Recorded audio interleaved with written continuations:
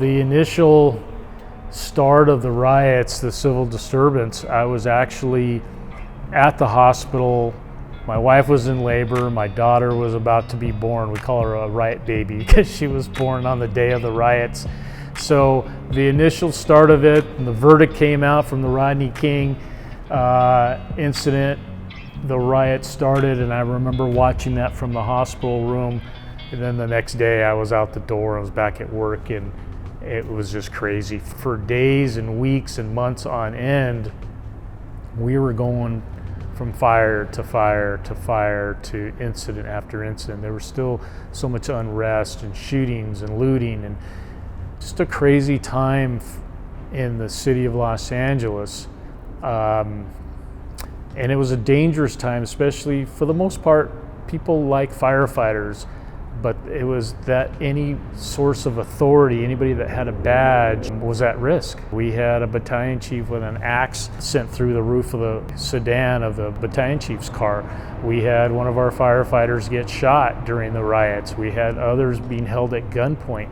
So it was just really kind of a crazy time for our city. But eventually, as things calmed down, I just remember working in the mid-city area. A month later, we're going to the ruins of a burned out supermarket, and somebody called for a heart attack victim, and they said they're in there, and it was a vacant market that had burned down. And we went in, and there was a skeleton of a person that had perished in the riots because that market was set on fire. And it wasn't a heart attack, it was unfortunately the remains of a body, and it was just very odd time. But what I saw was the department stretched to their capacity. Normal operations weren't the norm, where we'd take our, we never took our time putting out a fire, but we would lay a line, we get our water supply. It was hitting fire to fire to fire, and we'd keep going. You just hit it, knock it down, and go to the next one. You couldn't spend the 2 hours on an incident and mop up real nice and make sure it was extinguished. You had to just hit and go, and everything was a police escort.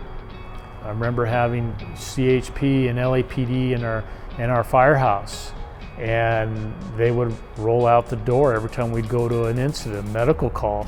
We'd have to have an escort just because gunfire was in the air everywhere. So a very surreal time, and I'm glad we're past that, but it's a significant part of our history in LA.